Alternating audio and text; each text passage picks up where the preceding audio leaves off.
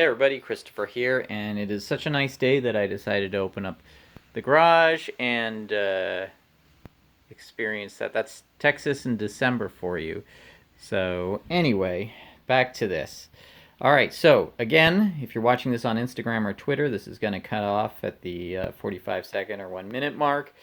But I'm going to talk about the latest update to the building of this model for Brimstone Saint, the opening credits sequence. So go subscribe to my YouTube channel. The link is in my Instagram and Twitter bio. Also, be sure to check out digitalpracticalfx.com for your practical effects VFX needs, license-free downloads. Did you find it? Okay, good. All right, my daughter looking for the packing tape, which I use for art purposes. Anyway, so yeah, what's going on with this? This is, oh, look, we hit the 1 minute mark. So you are either watching this on Patreon early or on YouTube. So let's talk about this and this right here.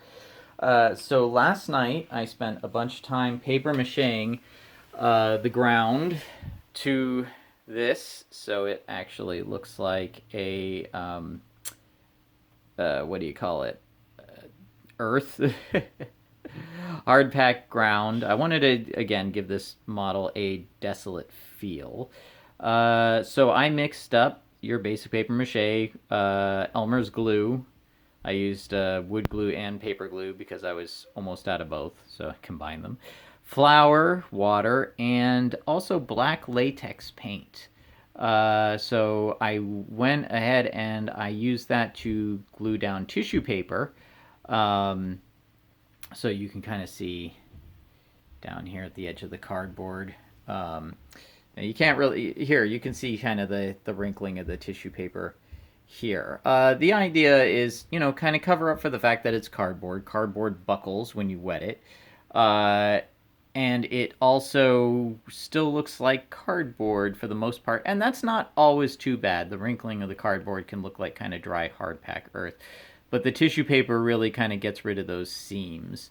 If you look really closely, you can still see a little bit like over here.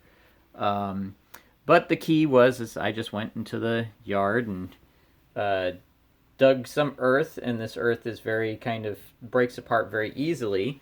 So it's nice for the forced perspective shot because you can get some of these kind of these clumps here. And then forced perspective is all about going back finer and finer in your size to give the illusion that there's more depth than there is. And you shoot it with a wide lens because a wide lens doesn't compress the image like a telephoto lens does.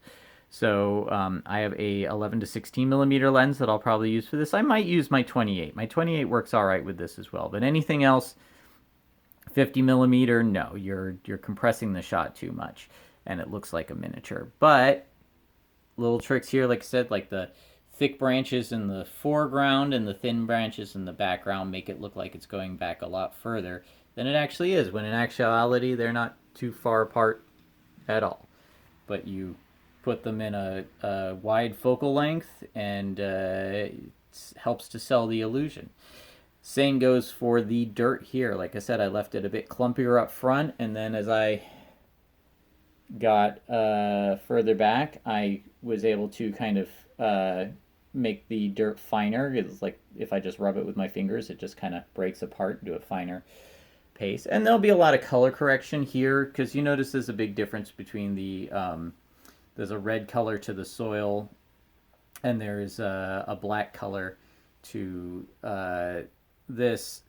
Once it gets color corrected, there won't be so much of a difference in color, but the contrast will be there, the lighter soil and the darker, and I like that. I like the feel that will give. Also, another thing about this kind of reddish soil is pretty much when you're working with green screen, and like I don't have the best lighting setup. I've got these LEDs here. I have this fluorescent. I've got another fluorescent down here, but it only has one bulb in it, which is fine because it's very close to the green screen. I don't want it to overexpose the green screen. But the idea, again, with working with green screen is to make things easier on yourself in post production. You want to go as opposite of green with your subject matter as possible. Some people even go so far as to light their green screen with day balanced bulbs, but light their subject with warmer colors to fight off any green spill that you may get. But especially here, I want to do that. Red is the opposite of green, so adding things with reddish color into the mix is going to really help me with the contrast between the green screen and the subject matter.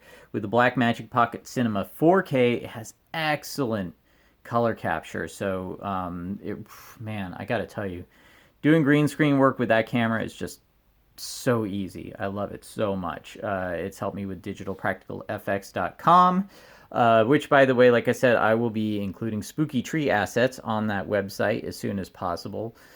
Oh, by the way, get well, Derek. Derek Hunt, who is helping me out with all of this in terms of digitalpracticaleffects.com and on the Quantum Terror. Poor guy's sick at the moment. He's got a bout of pneumonia, and I hate to see that happen to him. He's such a good guy.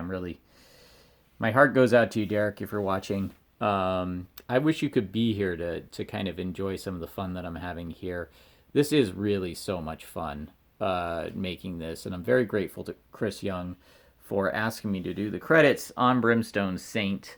And I know I've said it before, I sound like a broken record, but the Brimstone Saint YouTube channel is really, like, if you like just, if you're working, you like listening to short creepypasta style stories, he's producing these like little creepypasta narrations, which he does motion graphics to, and he gets actors to read, and they're written by really talented writers. I am forever impressed by them. I feel like I'm really in great company.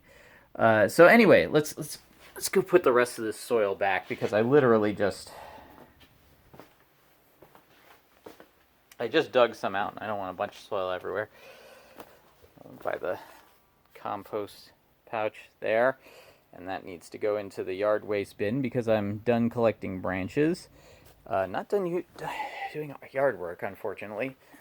So here's another paper mache base. Just I sprinkled not as much dirt over this, but I did it while the base was still wet.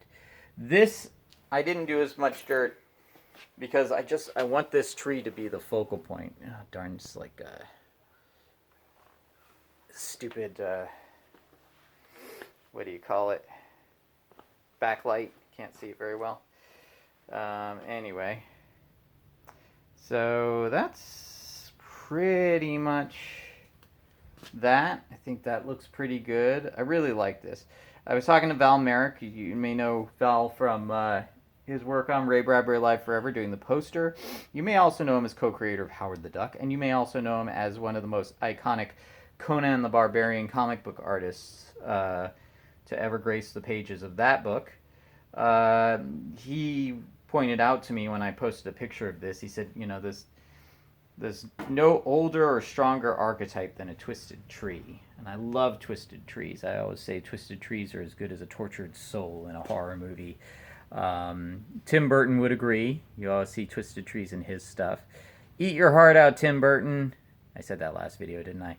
Anyway, so that's that. And again, here is did the same thing here, paper mache down the base with very black color. It almost looks like, I don't know, I'm from California, so, this is what the ground looks like when there's fires. Yes, I'm a Californian living in Texas, but don't worry, Texas, I love you, and I want to take good care of you. So, anyway, yes, don't hurt me, Texans.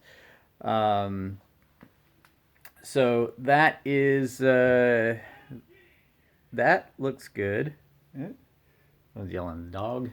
And then we have this over here. So this is for the far background, so it doesn't have to be much. You can see there's just branches glued to a side of cardboard, and way in the background it should be fine.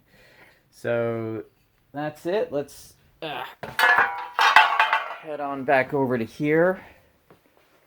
And there you go. One last time. Let's do this. I just can't get enough of doing this. Come on. That works so well. You're really going to get a sense of what that's going to look like with the green keyed out and proper background composited in.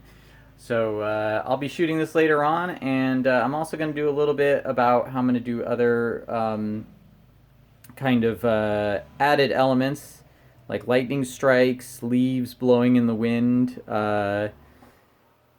What else? Oh yeah, we have figures to composite in as well. There is a character who will be standing right about here. So if you imagine this kind of spooky character standing in the center of this, that's going to be part of the next composite. So thanks for watching. Thanks for joining me on this journey to create this miniature that I'm so excited about. And I'll be back with more of this Brimstone Saint making of the opening credit sequence journal. Have a good one, everyone. Thanks for watching.